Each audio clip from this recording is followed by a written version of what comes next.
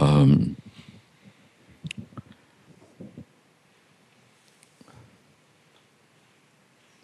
have a suggestion for meditation practice. You can either take this literally or poetically. Go to your room an hour before sunset and let your only agenda be to be with God while it gets dark.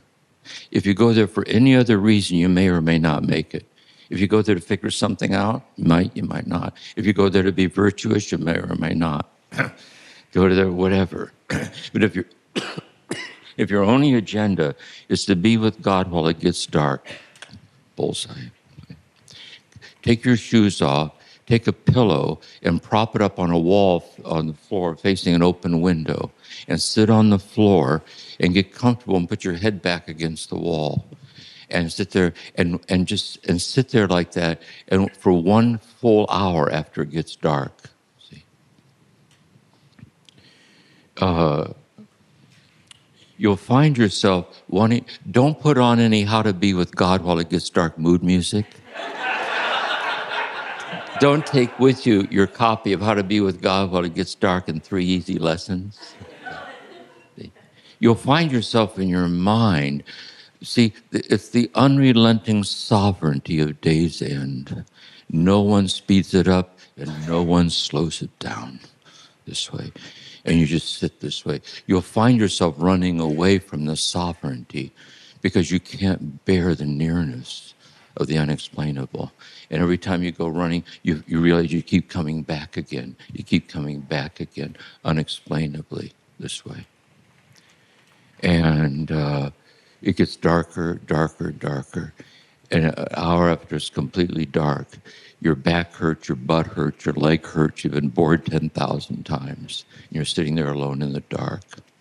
And you look around the shadowy figure of your room this way. And this might be the first time that you've been in your own room this way to be with God while it gets dark. Okay? God's been with you every night since the day you were born. And this is the first time God says, it took a long time for you to join me. What am I, chopped liver? Jesus Christ.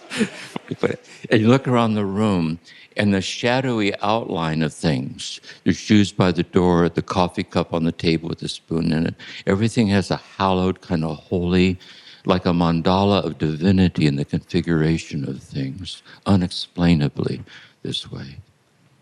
And then get up very slowly, and without turning on any lights, take off all your clothes, get into bed, and go to sleep. Not a bad way to end the day, I say, this way. And that's some sense of what it's like in the monastery. Monasteries, they try to take away all escape routes. When I was, no television, no radio, we didn't talk to each other, no escapist literature, nothing. It's just unrelenting ordinariness over and over and over again. Merton once said, "Why did we come here?" He said, "We've come here to live." And he said, just life. There's no, you don't ever leave them on it. There's no career. There's no family. There's no ministry. You don't work in parishes. You're just living the hidden ordinariness of God in the world this way. Endless ordinary, just life this way. I came that you might have life and have it more abundantly.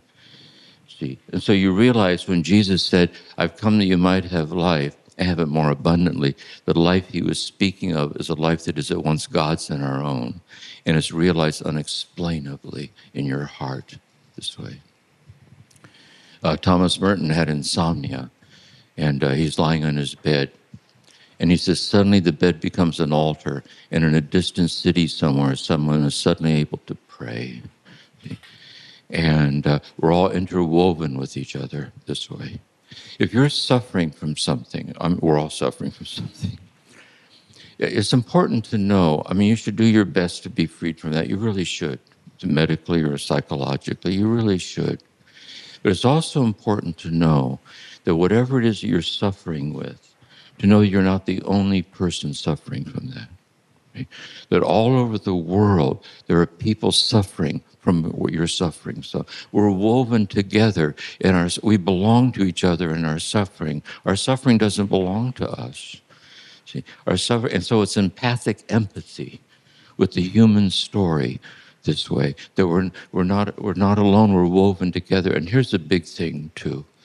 We're woven together in the mystery of our suffering, woven into the love that loves us so and sustains us unexplainably in our suffering until death and beyond this way. And so I think this contemplative way of life is it's like living in the intimacy of these realizations this way.